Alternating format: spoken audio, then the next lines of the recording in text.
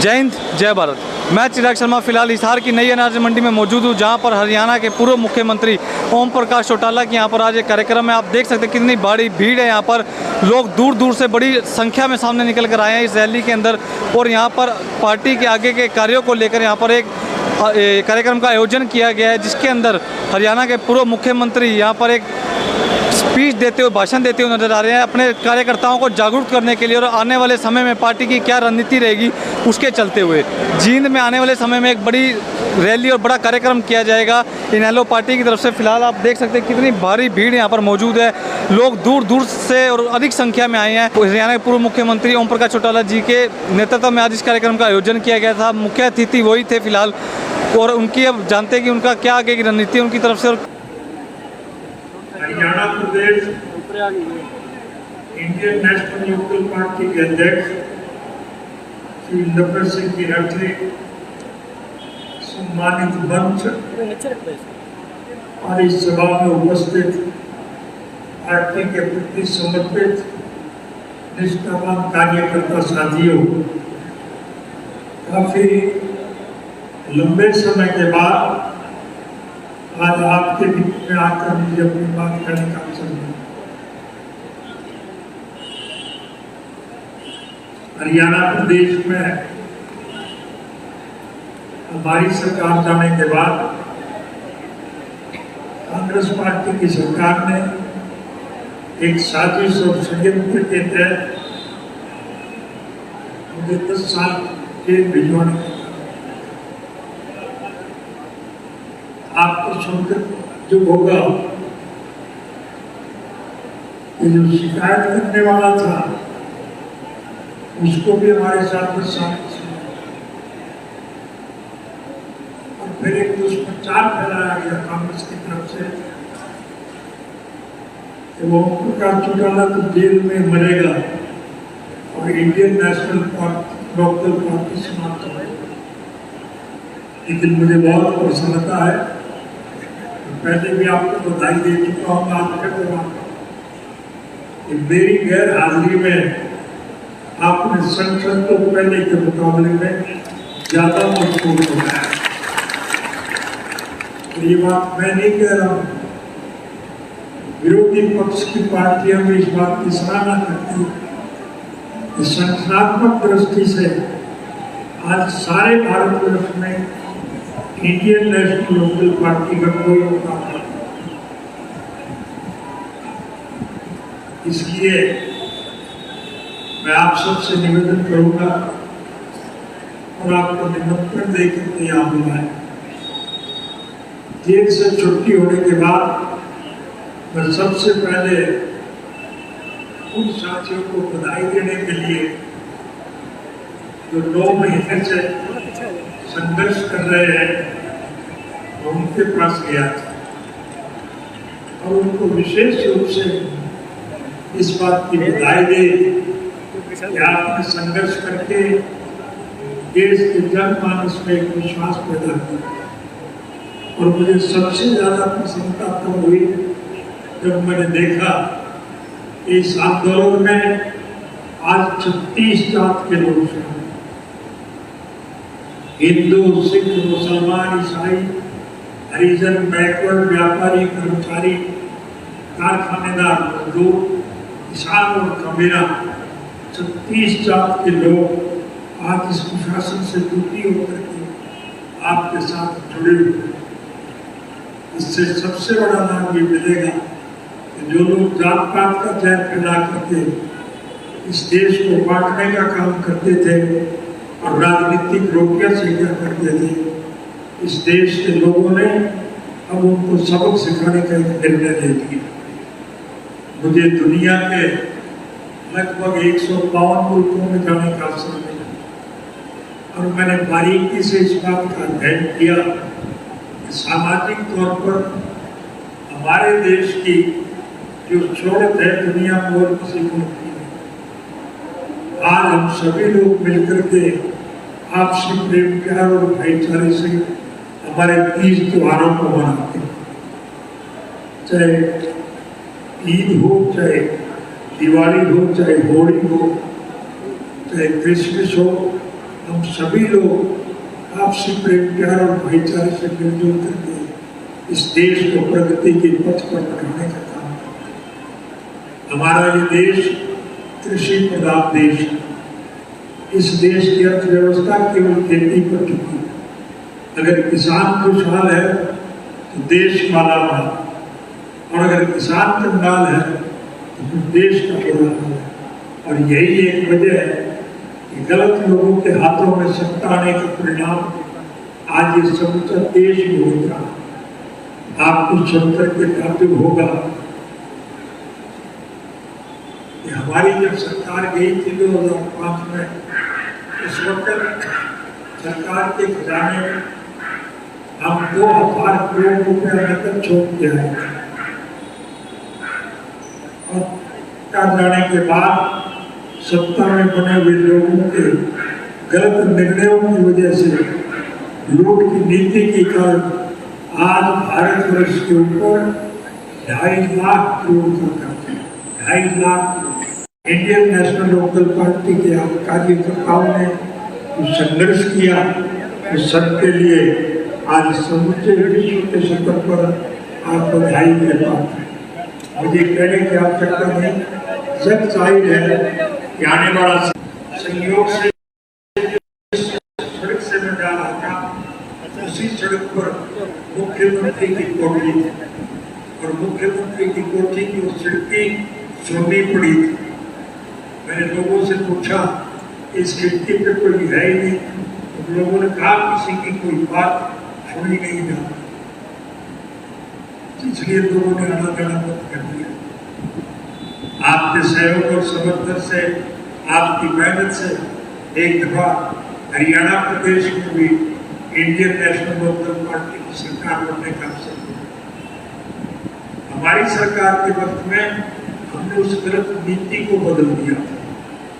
लोग सरकार के पास ना जाए, सरकार लोगों के पास जा सकती थी। तो सरकार आपके द्वारा कार्यक्रम के तहत हम एक के गाँव में जाते थे कि नहीं जाते थे, और गांव के लोगों की जो मांग होती थी उसे हाथ के हाथ पूरा करने का काम करते। इसलिए हमारे उस वक्त लोग आज याद करते हैं। मुझे यकीन, विश्वास और भरोसा है कि आपकी सरकार निश्चित रूप से भी, उर्दू का एक मुहावरा है, आवाज एक अलग नगाड़ा एक अलग। जनता की जो आवाज होती है वो भगवान का नगाड़ा होता है। आज हर जबान पर एक बात है कि आने वाले समय में इंडियन नेशनल लोकल पार्टी की सरकार बने। और आपके संघर्ष को देखते हुए दावे के साथ कह सकता हूँ कि आपको 4 साल इंतजार नहीं करना पड़ेगा। इस सरकार का पतन जल्दी हो जाएगा और उसका पैमाना इलाहाबाद का उपचुनाव, जिसे अब तक सरकार टालती जा रही। संविधान के मुताबिक हर 6 महीने के अंदर अंदर खाली सीट को भरा जाता है, लेकिन सरकार टाल रही है, डरी हुई है कि यहाँ इंडियन नेशनल लोकल पार्टी के मुकाबले में जो कोई भी जीतेगा लड़ेगा उसकी जमानत जब्त हो जाएगी, इसलिए वो चुनाव को काम नहीं करेगा। लेकिन चुनाव तो कराना पड़ेगा, और चुनाव जब होगा मैं दावे के साथ कह सकता हूँ इंडियन नेशनल लोकल पार्टी के प्रत्याशी के मुकाबले में जो कोई भी चुनाव लड़ेगा उन सबकी जमानत जब्त हो जाएगी, और उसके परिणाम में निकलेगा कि सत्ता पक्ष में भागड़ मत करें। इनके चुने हुए विधायक जो भाग रहे हैं वो और ज्यादा तेजी से भागने का काम है, और सरकार अलग मत में हो जाएगी। और अलग मत की सरकार नहीं चला करती कि निश्चित रूप से मध्यावधि चुनाव होंगे, और उस चुनाव में आपके सहयोग और समर्थन से, आपकी मेहनत से इंडियन नेशनल लोकल पार्टी की सरकार बनेगी, और उसका सुखद परिणाम ये निकलेगा कि समूचे देश में फिर आपकी नकल की जाए, सारे हिंदुस्तान में वातावरण बदलेगा। और ये मैं नहीं कह रहा, आज जंग आई जाए और समूचे विपक्ष के लोग जो है आज इकट्ठा होने का प्रयास कर रहे हैं, एक तीसरे मोर्चे का गठन होने जा रहा है, और तीसरा मोर्चा जब बढ़ेगा, जैसे जात पात का दैर समाप्त हो गया है, 36 जात के लोग इस कुशासन का अंत करेंगे और इस देश में एक नया वातावरण पैदा है। साथियों, हमारा कोई राजनीतिक स्वार्थ नहीं, हमारा कोई व्यक्तिगत स्वार्थ नहीं, हमारा कोई आर्थिक स्वार्थ नहीं है। जैसा कि अभी नब्बे सिंह जी ने आपसे कहा था, आप सबको मिलकर के लोगों से संपर्क स्थापित करना चाहिए। जो लोग रास्ता भटक के गुमराह हो गए, जिनको बहका दिया गया है, उन लोगों को पुचकार करके नए सिरे से फिर आप अपने संगठन में शामिल करो।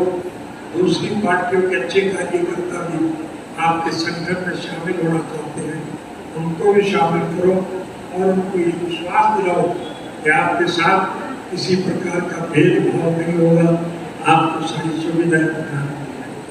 और जब संगठन आपका और ज़्यादा मजबूत होगा तो फिर निश्चित रूप से आपकी सरकार बनेगी, और आपकी सरकार जब बनेगी तो मैं हमारी सीधी भाषा में आपसे एक ही बात कहना चाह रहा हूँ, रात बना लो, फिर थारे सारे वोट में काट दूंगा, कोई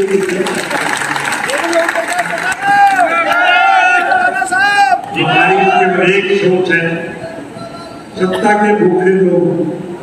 हम तो स्वर्गीय चौधरी देवीलाल जी के स्वप्न साकार करने के बाद चौधरी साहब ने सारी उम्र इस बात को लेकर के संघर्ष किया कि आम नागरिक की मूलभूत जरूरियात रोटी रोटी कपड़ा शिक्षा और स्वास्थ्य का प्रबंध सरकार की तरफ से किया, और इसके लिए वो संघर्ष में जूझते रहे। अब हम संकल्प किए हुए हैं कि हम उनका संघर्ष पूरा, उनका स्वप्न साकार करेंगे और उनकी हितों के लिए लड़ाई लड़ेंगे और देश में एक नया वातावरण कायम करेंगे कि देश का भाग्य विधाता खेत से जुड़ा हुआ किसान का बेटा होगा, जो देश की सीमाओं की रक्षा भी करता है और देश में उत्पादन बढ़ा करके लोगों का भरण पोषण का काम भी करता है। नारे दिए जाते हैं जय जवान और जय किसान के, लेकिन राज का जब वक्त आता है जय बेईमान का नाम लग जाता है और उससे देश की हालत खराब हो जाती है। आज की सरकार के गलत निर्णयों का अगर मैं उल्लेख करूँगा बहुत लंबा समय लग जाएगा। उसके लिए चर्चा 25 सितंबर को स्वर्गीय चौधरी देवीलाल जी के जन्म दिवस पर जो हम जींद में मनाने जा रहे हैं, मैं आपसे निवेदन करूंगा ज़्यादा से ज़्यादा लोगों को लेकर के आप जींद पहुँचे। वहाँ एक निर्णय लिया जाएगा कि आने वाला समय कैसा होगा, किस प्रकार की नीति हम तय करेंगे और किस प्रकार सरकार का गठन होगा। यही कहने के लिए आज आपके बीच में आया। लगभग भाषण नहीं देना, भाषण सुनने के लिए जो आपको 25 सितंबर को बोलना है, लेकिन सब लोगों को जोड़ने का काम आप करें, सबको साथ लेकर के चले और जो लोग आपके साथ जुड़ेंगे उनको सम्मान प्रदान करने का वायदा दें। जो वायदा आप लेकर के आओगे वो वायदा पूरा करना हमारी जिम्मेवारी है। यही बातें करने के लिए आपने बीच में आया था। आप इतनी भारी संख्या में अपने जरूरी कामों को छोड़ करके आए, आपकी सोच का ही परिणाम है कि आपने अच्छा निर्णय लेने के लिए जो मन बढ़ाया उससे परमात्मा भी प्रसन्न हुआ और बारिश हुई है। सावनी की फसल को इसका लाभ मिलेगा। आप सबका बहुत बहुत धन्यवाद। धन्यवाद।